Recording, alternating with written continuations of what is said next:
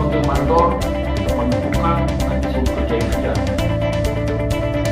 Beberapa teman saya sering lapor ke saya, bukan satu atau dua, bahkan dua orang.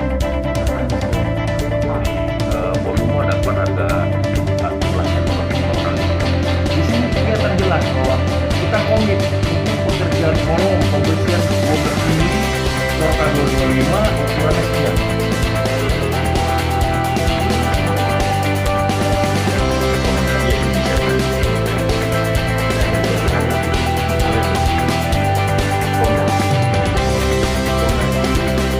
Itu gambarnya seperti ini. Entah, ini spidol yang si baru sengaja khusus disiapkan buat kegiatan ini. Oke. Nah, ini akan saya gambarkan ya. Ini footpath itu begini. Ya, ini baloknya, ini kegedean juga nggak apa-apa. Nah, dia paling begini. Nah. Oke, ini footpath.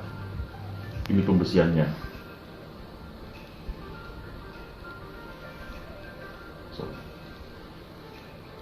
Oke, ini pembersihannya. Ya, kurang lebih begini. Ini namanya footpath. Ya, Bapak Ibu, ini footpath. Biasanya itu dikasih lagi sama pancang di sini. Pancang ini ada angkurnya.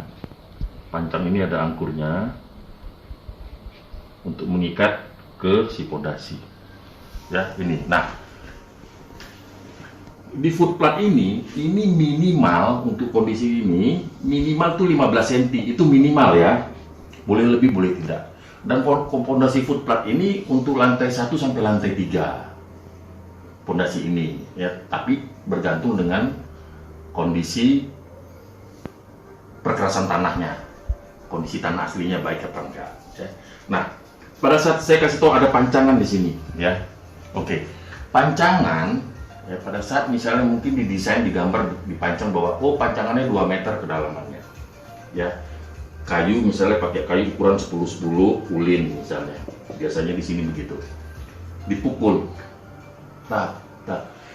belum sampai 2 meter kayunya udah pecah, mungkin kedalaman 1,5 meter, kayu di atasnya udah retak, udah pecah misalnya. Stop, jangan dilanjutin untuk ngejar 2 meter, jangan, stop di 1,5, pecah pertama langsung stop, karena kalau gitu dihantam terus sampai 2 meter mengejar target 2 meter, ini nanti retakannya kemana-mana. Itu udah tidak kuat lagi. Itu udah pecah kayunya. Dan ingat ya, saya mau kasih ke pancang ini, selain dia untuk mengandalkan kekuatan konus, dia juga mengandalkan kekuatan friksinya. Ya. Jadi pada saat itu dia harus dipukul.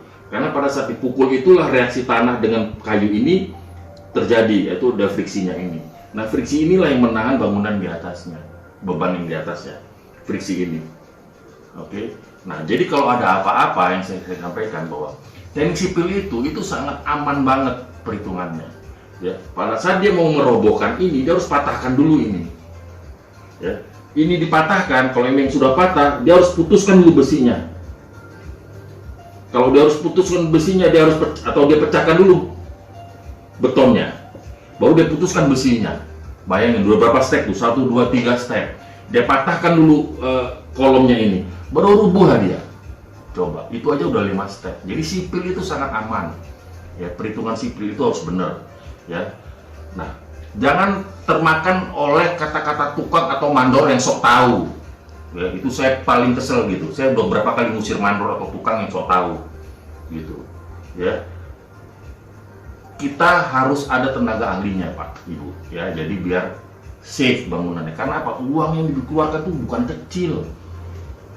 Apalagi itu rumah pertama atau rumah yang menjadi impian apa segala macam, udah capek-capek nabung, toto dikerjain seperti itu kan ngaco lah ya. Oke, nah itu mengenai pondasi saya udah sampaikan ya, supaya Bapak Ibu paling tidak minimal dasarnya tahu. Ya, ini pondasi namanya footpath, oke. tebalnya minimal 15 cm, oke, lebarnya juga mungkin Bapak Ibu nanti bisa berdasarkan lihat fondasi bangunannya di atasnya, saya nggak bisa pastiin ya, kita harus hitung lagi baru. Minimal pakai besi 12 mili itu oke, fine ya. Sengkangnya 6 mili nggak masalah, oke. Kalau bisa yang SNI besinya, oke. Nanti kita bicara masalah besi itu tadi yang untuk masalah fondasi ya. Nah, saya akan mau sampaikan lagi untuk selanjutnya, yaitu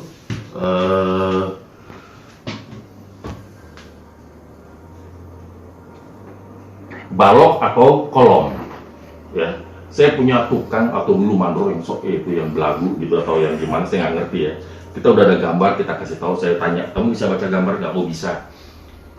Bener Pak, bisa. Wah, gaya dengan pasti bisa Pak. Oh, semua pasti kata-katanya bisa duluan. Oke, di gambar saya, desain saya itu ada balok modelnya begini.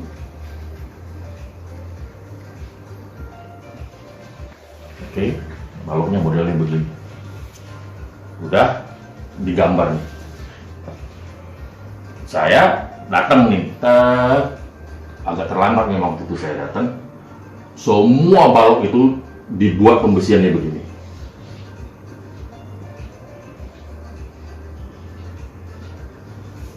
Dengan gaya sok taunya itu. Ini tuh nggak ada gunanya. Apa ini? Ini yang benar. Dan ingat, harus ada haknya. Jangan pasang besi itu begini.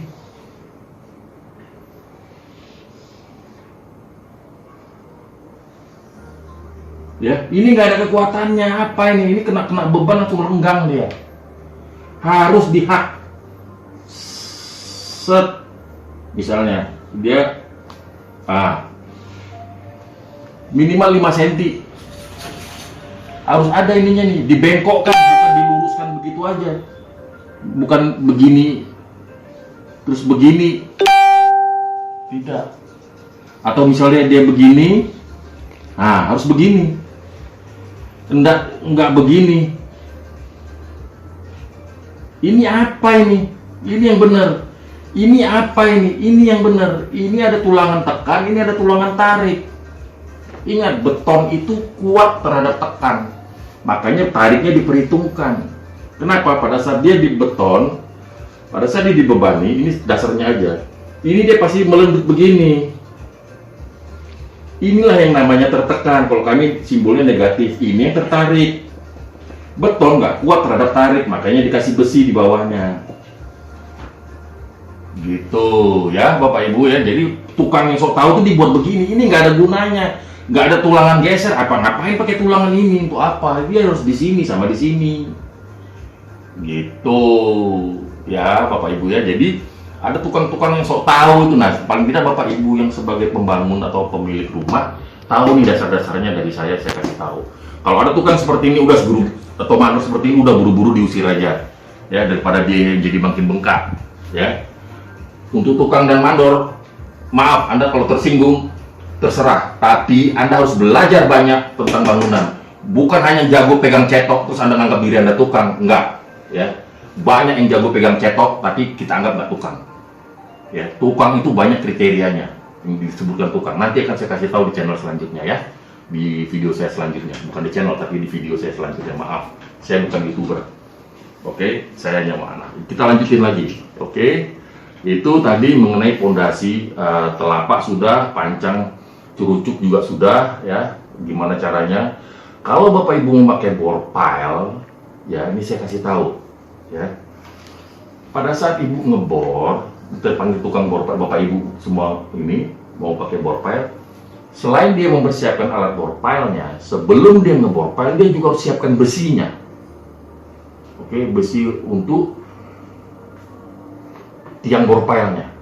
Kenapa saya bilang begitu? Pada saat dia ngebor pile, sudah masuk, keluarin, masukin casingnya, masukin lebih dari 6 jam yang dia bor pile itu, lebih dari 6 jam lumpurnya udah di bawah semua. Itu bangunan udah nggak kuat lagi pondasinya, bor pile-nya. Kalau diadakan tes pressure test atau tes tekan, itu nanti udah PDA test istilahnya ya, istilahnya PDA test itu udah beda, itu hasilnya udah nggak baik ya. Jadi siapkan dulu dia punya besi apa segala macam, dia bor, oke, dia bor, semua dia siapin dulu, dia bor, masukin casing, oke, masukin setelah 1 jam 2 jam kemudian ya selesai itu demo lebih dari 6 jam. Oke, itu casing diangkat, bornya diangkat, dia pindah. Setelah itu masukin casing, udah masukin besi yang sudah dirakit ke dalam, masukin bola, cor. Itu nanti airnya keluar dari samping. Itu baru bener. Lebih dari 1 hari 1 malam itu lumpur semua di bawah. Itu saya kasih tahu. Kalau pakai menggunakan bor pile, ya. Itu. Jadi Bapak Ibu udah tahu semua. Baru kita bicara mengenai backcasting kolom atau balok dan pembersihannya. Pembersihan tadi saya udah kasih tahu ya, ada haknya, ukuran besinya, begitu segala macam tadi udah. Kalau nggak ada haknya begitu, kalau haknya cuma begini doang jangan mau, oke, langsung komplain aja. Terus untuk backcasting kolom dan balok, backcasting itu memang harus banyak makan kayu sama triplek. Saya dapat banyak komen di video yang bondek saya itu, wah kalau begitu caranya ya boros dong, banyak kayu, banyak bondek, banyak ini segala macam. Enggak Bapak Ibu ya, ini sekalian harus kita bahas mengenai lantai ya, bukan begitu maksudnya ya. Kalau nggak mau boros ya nggak kuat bangunannya, bukan artinya boros arti kita boros tapi tanpa kendali ya, enggak. Kita boros itu boros yang bagaimana, lihat ya. Saya yang bangun kolom, di sini nih. Ini saya ada videonya, ada gambarnya di sini. Saya akan tunjukkan. Ini gambar sudah ini ya, ini nih. Lihat, ini nih, ya. Ini untuk kolom tuh segini banyaknya ini kayu. Ini pakai triplek 9 mili, minimal 9 mili. Ini kolom, ini kebetulan rumahnya gede, ya. Jadi ini kolom nih. Lihat. Kayu studnya 57-nya ini untuk rangkanya, baru untuk penopangnya, baru dalamnya ini. Kenapa? Karena pada saat dicor ke dalam itu tekanannya gede, tekanannya besar, sehingga supaya jangan bengkang, supaya jangan rusak, ya harus kuat kolomnya, backcastingnya. Borosnya di mana? Kalau mau nggak boros ya nanti hasilnya jelek. Lihat nih hasil kolomnya nih, lihat. Mulus, putih, lurus. Saya nggak perlu pakai cipang-ciping lagi, nggak ada yang gendut di sini. Ini lurus semua, bersih. Tuh, ini yang namanya backcasting, ya. Yang dikatakan boros itu bagaimana? Kalau nggak begini, nggak seperti ini hasilnya. Nih, bagi Bapak Ibu yang komen kemarin katanya backcastingnya boros apa segala macam, ini nih hasilnya nih, ini backcasting balok nih. Ini baloknya hasilnya nih, mulus nggak? Luar biasa, ya. Kalau nggak mau seperti ini, nanti bangunan Bapak Ibu pasti rusak dan pasti roboh atau banyak masalahnya. Kita nggak mau seperti itu, kita akan gantung ijazah gara-gara itu, gitu ya. Karena kita komitmen dengan apa yang kita kerjakan. Itu salah satu contoh. Nah, terus pasang bondek setelah cor balok itu urusan Bapak Ibu. Mau pakai setelah cor balok dulu kayak itu urusan Bapak Ibu. Tapi saya kasih tahu inti dasarnya, perhitungannya begini, metodenya begini. Ini balok. Oke, saya pasang bondek saya di sini. Ini balok udah sama ininya ya. Ini udah sama backcastingnya nih ya. Ini kita anggap backcastingnya lah. Oke, ini pembersihan saya. Ini saya gedein aja. Taruhlah besinya 3. Oke, ini lantai saya. Ini lantai saya. Jadi apa? Jadi bentuk balok T. Oke. Ini saya punya pembersihan. Oke. Ini pembersihannya di sini untuk lantainya. Pembersihan di sini. Oke, sorry, ini jelek gambarnya. Ya.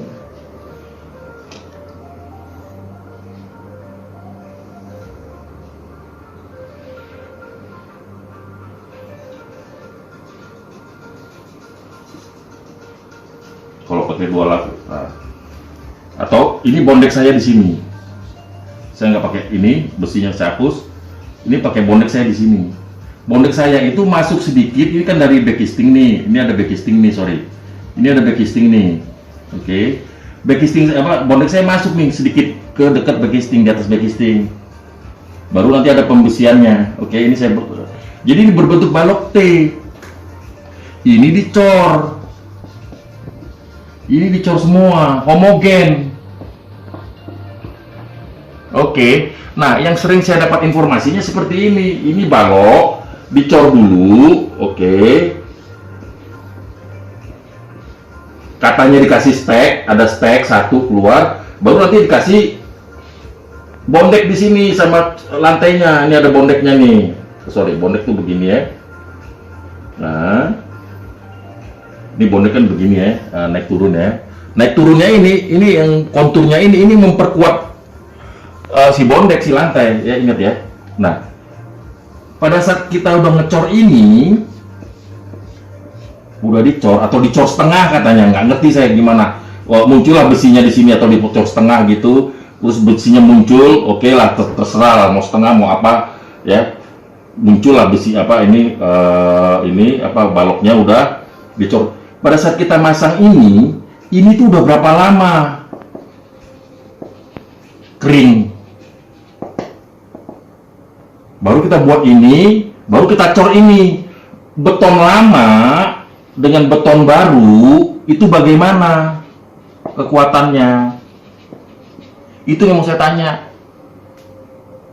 Nah, orang yang model seperti ini silakan jawab sendiri ya. Kalau Anda mandor sama tukang, bertobat Anda ya, jangan main-main dengan bangunan. Oke. Saya saking udah gemesnya nih nengok yang seperti gini nih, pertanyaan-pertanyaan seperti gini nih ya. Kalau kita langsung homogen jadi satu kesatuan 28 hari, kamu copot ini backcastingnya apa segala, nggak jatuh dia. Support ini nggak bakal ini merusak, ini jatuh ini. Pakai triplek aja terserah, Anda mau pakai triplek juga silakan. Triplek juga pada saat kalau Anda buat metodenya seperti ini, triplek setelah dipakai, tripleknya harus Anda copot. Harus dicopot dan tidak bisa dipakai lagi. Bondek juga nggak bisa dipakai lagi. Enak aja ada yang bilang, oh nanti bondeknya dipakai lagi ya. Dari mana ceritanya? Bondek itu udah jadi satu di sini, sama si betonnya, sama besinya yang di atas bondek itu. Nah, besinya kita anggap tebalnya beginilah ya. Begitu. Jadi nggak sembarangan. Nah ini saya kasih tahu lagi sekali. Ini bagaimana sistemnya? Pada saat ini udah dicor, ini udah kering mungkin 2 minggu, baru ini terpasang, baru ini dicor lagi. Taruhlah ini cor segini, ini nanti ini jadi ini.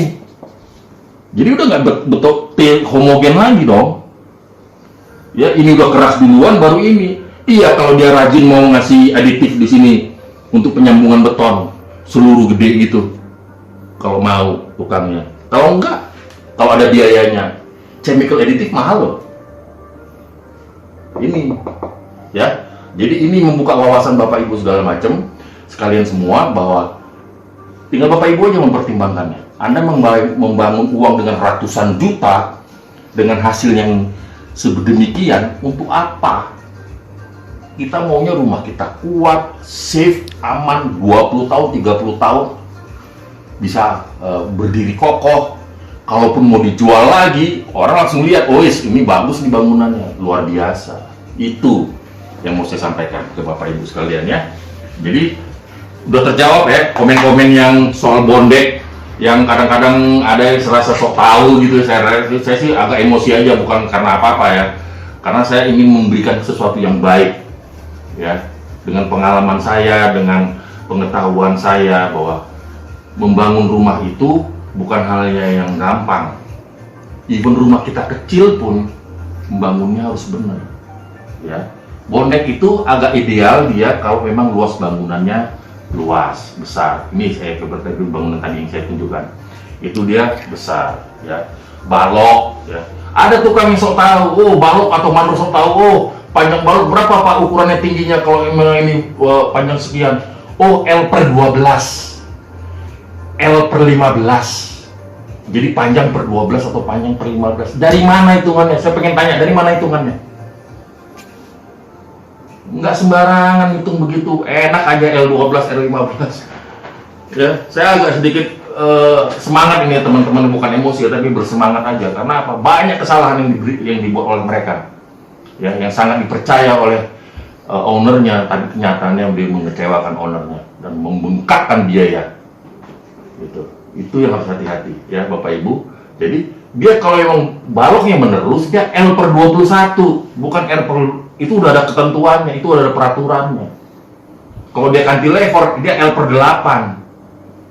Panjangnya per 8 itu cantilever. Jadi nggak sembarangan ya. Makanya penting ini, nanti di YouTube selanjutnya akan saya jelaskan menentukan tukang dan mandor yang baik dan tukang atau mandor yang benar ya. Dengan pengalaman saya 30 tahun di lapangan, kita boleh adu argumen dengan mandor atau tukang. Saya berani lah, Bapak-bapak. Saya bisa bertanggungjawabkan apa yang saya omongkan saat ini. Gitu ya, Bapak Ibu teman-teman semua. Ya, jadi setelah Bapak Ibu tahu dasar-dasarnya ini, backcastingnya bagaimana, sudah saya tunjukkan tadi gambarnya, dan saya sengaja tidak melakukan editan-editan karena apa? Karena ini sesuai yang ada di proyek saya yang saya dokumentasikan. Saya tidak nyatut dari mana-mana. Dan gambar-gambar ini sesuai dengan proyek ini. Sebenarnya saya bermain di perumahan itu saya tinggalkan 8-10 tahun yang lalu. Saya tidak bermain di perumahan lagi. Tidak bangun rumah. Paling juga bangun rumah atas permintaan teman-teman aja.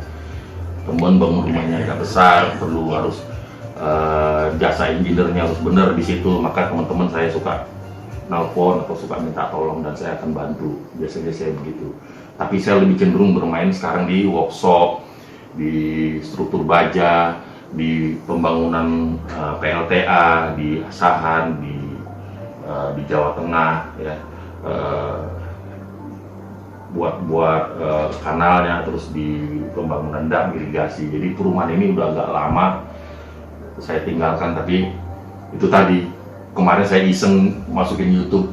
Bondek apa segala macam, ternyata antusiasmenya banyak dan banyak juga sepertinya komen-komen yang agak ngelantur dan ngawur. Jadi saya akan jelaskan di sini, sudah saya jelaskan tadi bahwa sebagai dasarnya itu ingat, belum tentu yang kita seperti anggap murah akan menjadi murah seterusnya pada saat prakteknya. Belum, harus jelas ada desainnya, harus jelas ada RAB-nya, ada perhitungannya. Ya Bapak Ibu sekalian, teman-teman semua, saya rasa untuk sementara itu dulu yang bisa saya sampaikan.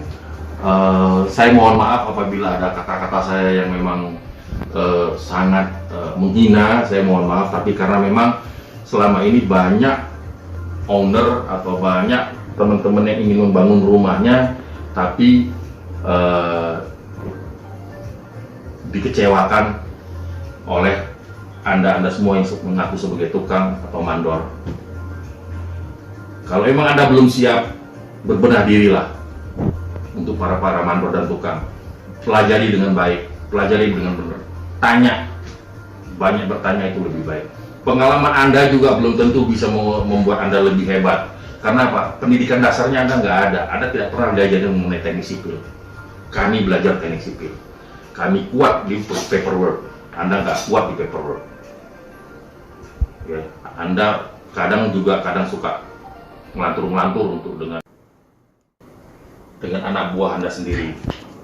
Udah banyak kejadian seperti itu. Oke, teman-teman semua, tadi itu sedikit penjelasan dari saya. Semoga bermanfaat dan berguna bagi teman-teman yang mau bangun rumah, Bapak Ibu yang membangun rumah, baik itu rumah awal atau rumah sederhana maupun rumah mewah. Ingat ya, supaya harus menggunakan jasa kontraktor atau engineer yang benar ya, karena semua harus tercatat, tertulis, dan terinci dengan baik. Oke, kita ketemu lagi nanti di video kita selanjutnya mengenai menentukan tukang atau mandor yang benar ya. Belum baik itu belum tentu benar, tapi ini tukang dan mandor yang benar ya. Selamat membangun, tetap jaga keselamatan, jaga kesehatan untuk kita semua. Salam NKRI, Tuhan memberkati.